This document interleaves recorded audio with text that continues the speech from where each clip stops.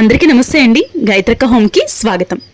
2025 సంవత్సరంలో నిర్జల ఏకాదశి ఎప్పుడు వచ్చింది, ఈ రోజున ఉపవాసం ఉండటం వల్ల కలిగే ప్రయోజనాలు ఏంటి అనేదంతా కూడా ఈ రోజు వీడియోలో మీతో షేర్ చేసుకోబోతున్నాను. వీడియోని ఎక్కడ స్కిప్ చేయకుండా చూడండి, అలా అయితే మీకు డీటెయిల్గా అర్థమవుతుంది. మన ఛానల్ని ఫస్ట్ టైం చూస్తున్నట్లయితే వెంటనే సబ్స్క్రైబ్ చేసుకుని పక్కనే ఉన్న బెల్ బటన్ని యాక్టివేట్ చేసుకోండి. నిర్జల ఏకాదశి ఎంతో పవిత్రమైనటువంటి పండుగ. ఈ రోజున ఉపవాసం చేస్తే ఎన్నో రెట్ల పుణ్య ఫలితం అనేది కలుగుతుందట.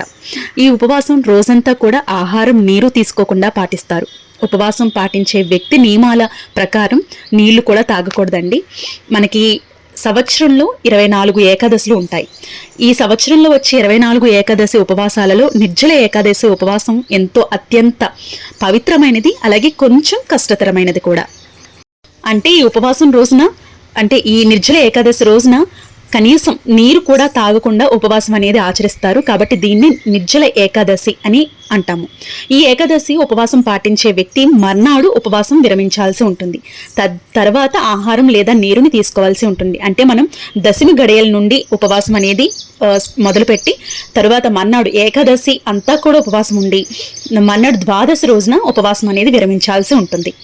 అయితే మనం 24 ఏకాదశులు చేసినా చెయ్యకపోయినా ఈ ఒక్కరోజు, అంటే నిర్జల ఏకాదశి ఒక్కరోజు మీరు ఉపవాసం ఉండి స్వామివారికి పూజ అనేది చేసుకోవటం వల్ల అన్ని ఏకాదశులు చేసినంత పుణ్య ఫలితం కలుగుతుంది. అన్ని ఏకాదశుల్లో ఉపవాసం ఉన్నంత పుణ్య ఫలితం కలుగుతుంది అని మన పండితులు చెప్తున్నారు.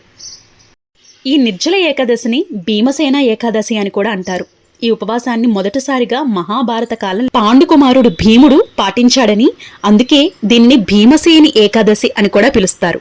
ఈ రోజున విష్ణువు లక్ష్మీదేవిని భక్తి శ్రద్ధతో పూజించిన వారికి, ఉపవాసం ఉండేవారికి సాక్షాత్తు ఆ విష్ణువు యొక్క ఆశీర్వాదం తప్పకుండా లభిస్తుంది, స్వర్గ ప్రాప్తి కలుగుతుందట. ఎవరైతే నిర్జల ఏకాదశి రోజున భక్తి శ్రద్ధలతో స్వామివారిని అమ్మవారిని పూజిస్తారో అలాంటి వారికి వంశాభివృద్ధి కలుగుతుంది. వ్యక్తి యొక్క వంశస్థులందరూ కూడా సుఖ సంతోషాధిల్లుతారు. అయితే మనకి 2025 సంవత్సరంలో నిర్జల ఏకాదశి ఎప్పుడు వచ్చిందో చూద్దాము. జ్యేష్ఠ మాసంలో ఏకాదశి తిథి జూన్ 6న తెల్లవారుజామున 2:15 ప్రారంభమవుతుంది. ఈ తిథి మరుసటి రోజున జూన్ 7 ఉదయం 4:47 ముగుస్తుంది.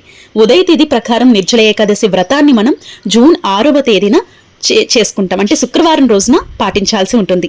ఇక నిర్జల ఏకాదశి రోజున పూజ ఎలా చేసుకోవాలి, పాటించవలసినటువంటి నియమాలు ఏమిటి, అలాగే ఉపవాసం ఎలా ఉండాలి, ఎలా విరమించాలి అనేదంతా కూడా రేపటి వీడియోలో వస్తుంది. మిస్ కాకుండా చూడండి. ఈ వీడియో నచ్చితే లైక్ చేయండి, షేర్ చేయండి, సబ్స్క్రైబ్ చేసుకోండి. రేపటి మరొక మంచి వీడియోతో మళ్ళీ మీ ముందుకు వస్తాను. అప్పటి వరకు నమస్తే.